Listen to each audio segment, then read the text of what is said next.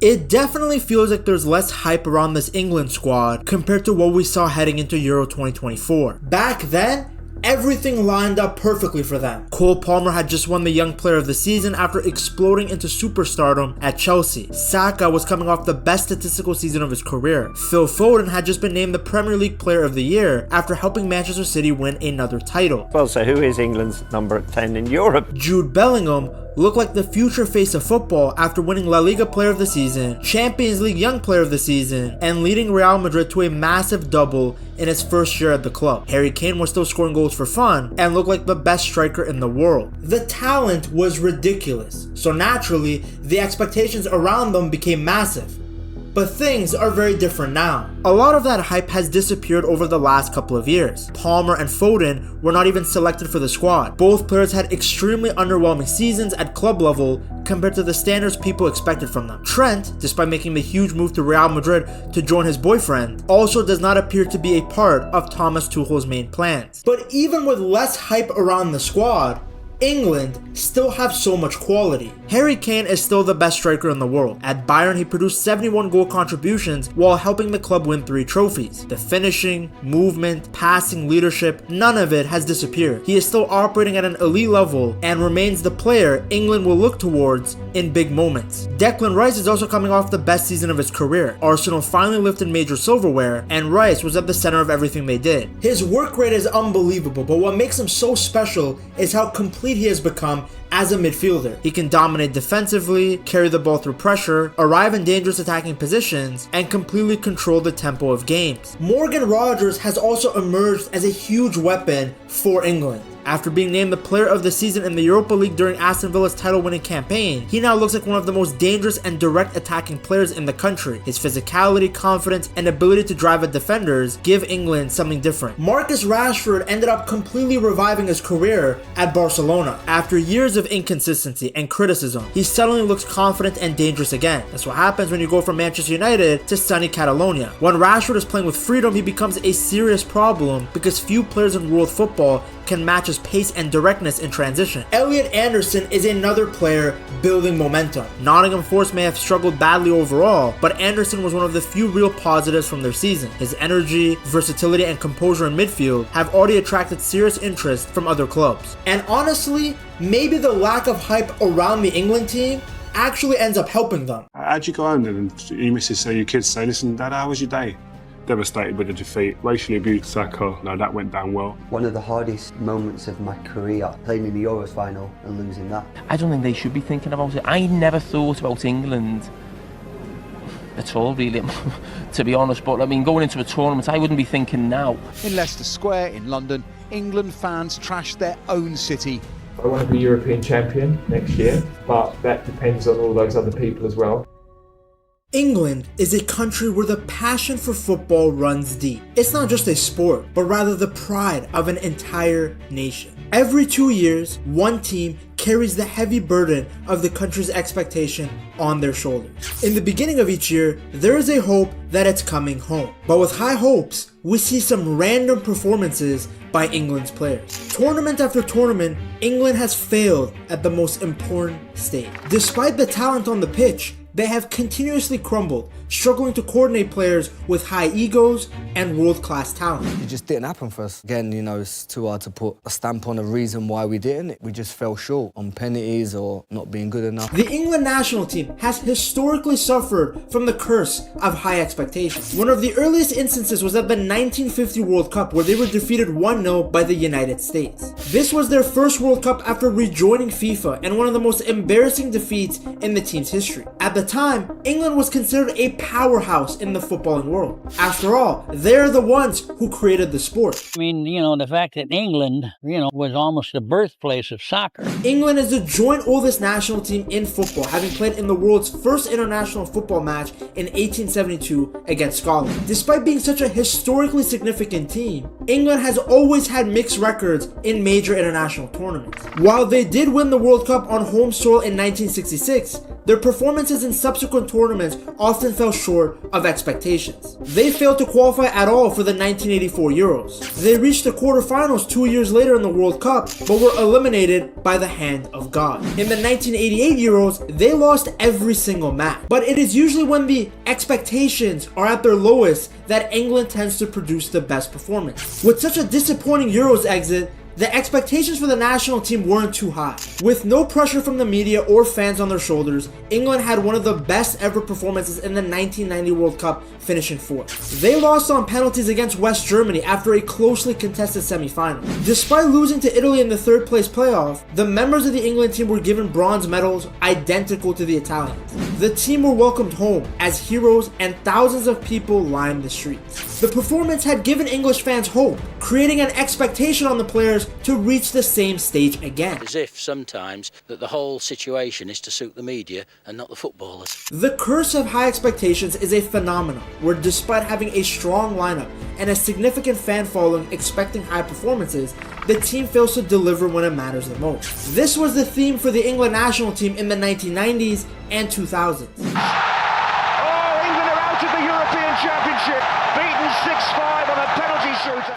They failed to win any matches at UEFA Euro 1992 and then failed to qualify for the 1994 FIFA World Cup. Then in the Euro 2000s, England was eliminated in the group stages. This was a good England squad which included David Beckham, Alan Shearer, Michael Owen, Paul Scholes, and even Steven Gerrard. A talented side with a mixture of young up-and-coming players combined with experienced players that had played for the national team before. In their first group game against host nation Portugal, England came out firing. The English had a 2-0 lead within 18 minutes. But as we have seen from the England national team, it's when there's an expectation for them to win that leads to their downfall. Goals from Figo, João Pinto, and Nuno Gomes helped Portugal come back and defeat the English 3-2. A disappointing start. The next match was against Germany. Mateus, Ballack, Oliver Kahn. Germany was stacked. England also historically had a terrible track record against them, with very little expectation of a result, with no real pressure on their shoulders. England beat Germany thanks to a goal from Alan Shearer. A great result that put them in a prime position to go through. A tie in their last group match against Romania would be enough, but the curse of high expectations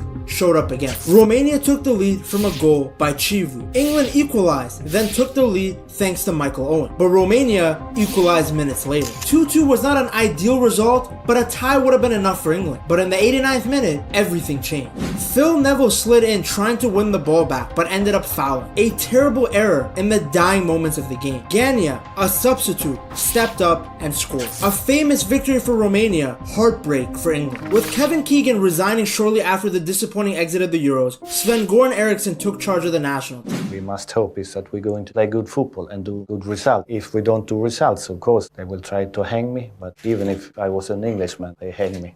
So that's dubbed as the golden generation of England, there was massive expectation on the players' shoulders. Terry, Ferdinand, Lampard, Gerrard, Beckham, Owen, all of these players were doing exceptionally well domestically for their clubs and were in conversation for the best in the world in their position. Michael Owen, for example, had won the Ballon d'Or, and Beckham was a Galactico signing. They were seen as the nucleus of the team. The term golden generation was coined in 2001 by the FA chief executive Adam Crozier. It put such an insane amount of pressure and expectation on the players that some players like Frank Lampard spoke out. Wish we could have done better. I never really enjoyed a World Cup, and I hate that because the World Cup was like the dream, and for me personally it didn't go great, so I was carrying that around with me for the whole month or 6 weeks. So. Despite the amount of talent in the squad, England barely qualified for the 2002 World Cup thanks to a masterclass from David Beckham. They ended up losing to Brazil in the quarterfinals, but the fans weren't too disappointed. That Brazil team was stacked with superstars, and they ended up winning the whole thing anyway. There was a belief that the young players would take away valuable experience from that World Cup and be better prepared for future tournaments. In the 2004 Euros, they got all the way to the quarterfinals. Despite blowing a 1-0 lead against France, England beat Switzerland and Croatia thanks to the performance of the newest member of the Golden Generation, 18-year-old Wayne Rooney. Back for Rooney.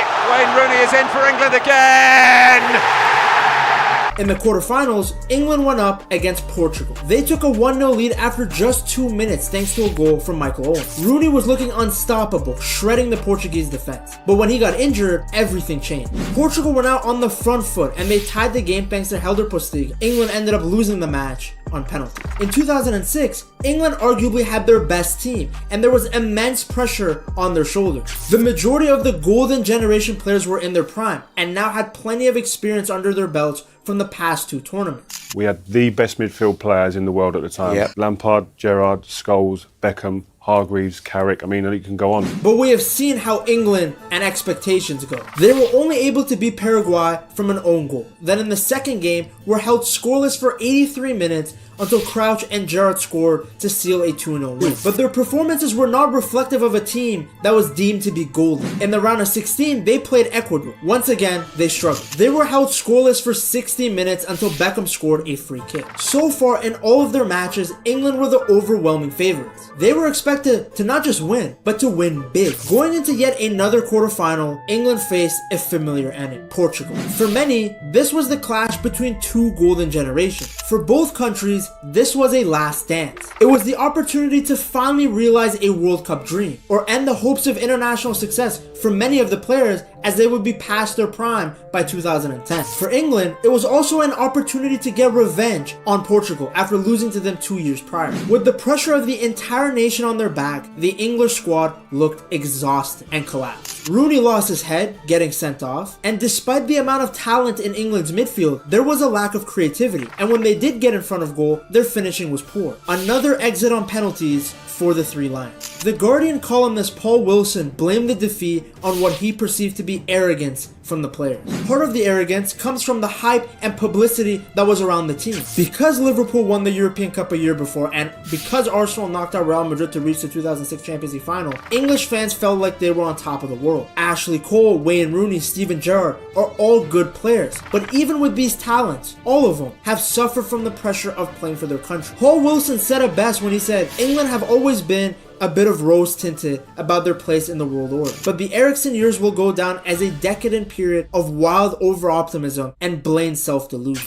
We didn't play very well. We struggled to beat Greece. We had a lot of free kicks, and Beckham had missed them all, more or less. For all the people that blamed Eriksson's coaching, they had nothing to say when England failed to qualify for the 2008 Euros under Steve McLaren. But like we saw in previous years, England's best performances tend to come right after their worst ones. Coincidence? Or is that literally how the England national team works? Zero expectations makes them play their best football. The expectation of the fans and the media began to swing to the other side of the pendulum. Instead of blind optimism, they turned to expecting nothing. It's at these moments where there's no belief or expectation on the shoulders of the England players where they play their best. Fabio Capello came in and England went from a team that missed out on the Euros to a team that won all of their qualifying games to the 2010 FIFA World Cup. They were even considered World Cup contenders. But now, going into the World Cup undefeated meant increased pressure on the team. Articles came out telling fans to dream under Capello. Prime Minister David Cameron declared Capello to be the most important man in the country. With many of the same players as in 2006, England entered the 2010 FIFA World Cup with media optimism that the golden generation would succeed. England drew their opening 2 games, leading to questions about the team's spirit, tactics, and ability to handle pressure. They did progress to the next round, but were embarrassed by Germany 4-1. Rio Ferdinand claimed that the pressure of the golden generation tag had a negative effect on the players, restricting their ability to perform to their full potential for the national team. But this curse for England didn't stop after the golden generation. They were eliminated at the group stage in the 2014 World Cup. 2 years later, they lost to Iceland in the round of 16. When England are hyped up and favorites for a game, they collapse. When there is minimal expectation and everybody counts them out, they usually perform much better. When Gareth Southgate was appointed as the England manager, there wasn't much hype. In fact, at first, he was the interim manager, with no indication that he would get the job on a permanent basis. He had led the national team to 7 points from a possible 9 in World Cup qualifying, and they led Group F by 2 points following a 3-0 win over Scotland. Despite all of this, when the 2018 World Cup came around, there was very little expectations on the English players. After all, this was not a golden generation. England beat Tunisia thanks to a late winner from Harry Kane. Then they absolutely spanked Panama 6-1. A second place finish in the group stages meant that England would face Colombia. Harry Kane opened up the scoring with a penalty. It looked like England was going to hold on to a win, but Yerry Mina scored in the 93rd minute to equalize, sending the game to pens. England ended up being victorious. In the quarterfinals, they played against Sweden, beating them 2-0 thanks to goals from Maguire and Dele Alli. Before this match, there wasn't much expectations for England. Kane was seen as the only truly world-class player on the team, and they were being led by a guy who only just recently was coaching the under-21s. So you can only imagine that not a single person in England thought this team was any good. But now that England had reached the World Cup semi-finals for the first time since 1990, expectations began to rise. Once again, England were dreaming, with pundits and media members asking the question, who says England cannot be the team to overturn the odds once more? But once again, English fans found out, don't put too high of expectations on this team. England were beaten by Croatia in extra time despite taking the lead. They lost the third place match to Belgium as well. Fortunately, this England team maintained some momentum going into the next major tournament. England topped their group, beating Croatia thanks to a goal from Raheem Sterling. A bit of revenge, you could say. Then, England beat Germany 2-0 in the round of 16. Now, this was by no means a star-studded Germany team, but given England's history against Germany, this was seen as a massive win. Most fans and pundits had expected a loss, but that's when England shines the most. The scenes at the final whistle demonstrated just how important this win was for Southgate and England. The next round, England took care of business as they beat Ukraine 4-0. This was an impressive result, as normally when England faces another nation that they're favorites against, they tend to get complacent. Harry Kane opened up the scoring in the 4th minute, and England never looked back. Having reached the semi-finals, England fans were beginning to dream again. While Denmark had a very talented squad, the fans were happy that they had avoided Italy and Spain, who were in the other semi-final. But if there's one thing you have learned from this video, is that when England gets too confident, it ends in disappointment. Denmark opened the game with a fantastic free kick. England equalized 9 minutes later as Danish captain Simon Kjær put the ball into his own net. In a cagey affair, England ended up scoring the winner in the 104th minute thanks to Kane. A controversial win, to say the least. Many made the argument that Sterling was not fouled. Regardless, it seems that England had broken the curse. They had made it to their first major tournament final in 55 years. While they were going up against Italy, there was optimism, as this Italy was not like the ones we had seen in previous tournaments. After all, Italy was considered by bookmakers as the 7th favorites to lift the European Cup. In London, with the crowd on their side, England took the lead thanks to Luke Shaw. The stadium exploded as even the most pessimistic English fans were now beginning to believe. But just like the 2018 World Cup, England's moment of happiness was ruined. Bonucci tied the game in the 67th minute. England ended up losing on penalties. They are Italy! Euro 2024 was the only exception. For once, England almost matched the ridiculous hype surrounding them. This was a team packed with superstars coming off of incredible club seasons. And unlike previous golden generations, they actually made it all the way to the final. But at the same time, the entire tournament constantly felt like England were dragging themselves forward instead of dominating teams the way people expected them to. Every round felt like England escaping disaster through moments of superstar quality. Bellingham's bicycle kick, Saka's equalizer, Watkins' winner. One moment after another dragged them closer to the trophy, but of course ultimately they fell short. Now maybe the situation will be different. Tuchel is a much more respected and decorated manager than Southgate. He has picked a team based on form rather than name or talent. There is less hype around the team, but for England, that might be the best thing possible. The lower the expectations, the better they perform. To see just how good Harry Kane has been playing before the World Cup, you have to watch this video right here.